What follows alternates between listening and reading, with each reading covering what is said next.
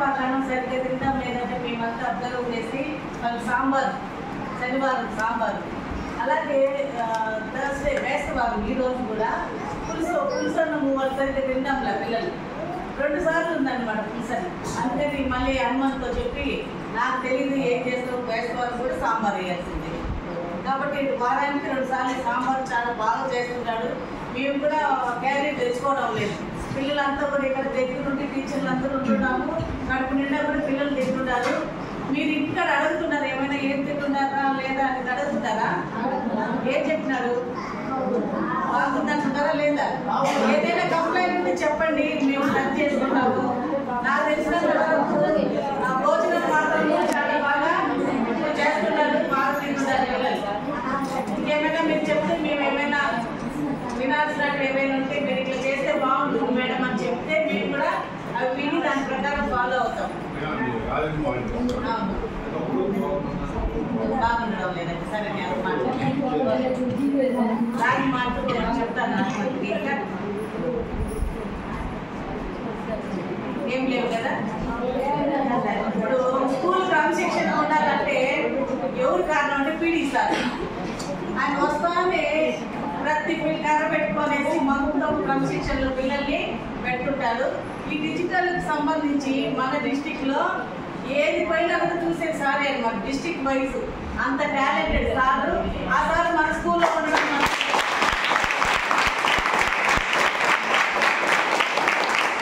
ఏ పనైనా కూడా ఏ వర్క్ అయినా కూడా ముందు చేసేసేది ఎవరంటే మన స్కూల్లో మనమే అనమాట. ముందు రిపోర్ట్స్ ఏది ఇవ్వాలన్నా కూడా ఇచ్చేస్తుంటారు. అందుకని పీడీ సార్కి ఒకసారి మనం గట్టిగా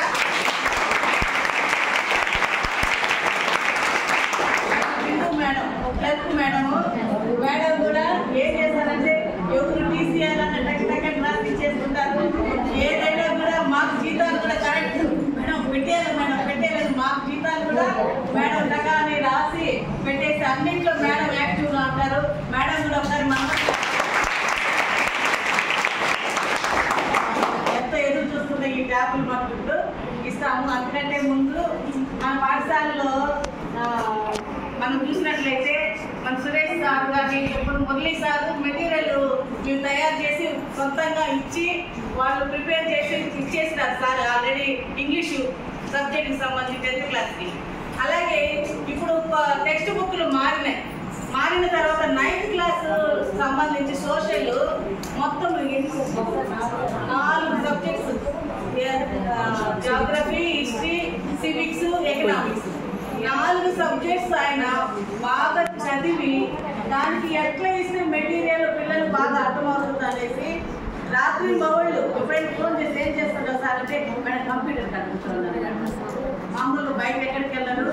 ఆయన కాన్సన్ట్రేషన్ అంతా చేసి పిల్లల కోసము అంటే మన పిల్లల కోసమే కాదు మన మొత్తం మన స్టేట్ వైడ్ ఉండే పిల్లల కోసము 9th క్లాస్ కొత్త టెక్స్ట్ బుక్ వచ్చిన తర్వాత దాన్ని ఏ విధంగా పిల్లలకి అర్థమవుతుంది అని చేసి మెటీరియల్ అన్ని తయారు చేస్తారు. అది ఇప్పుడు మీ ముందర మేము ఆ యొక్క మెటీరియల్ని ఆవిష్కరిస్తున్నాము. సార్కి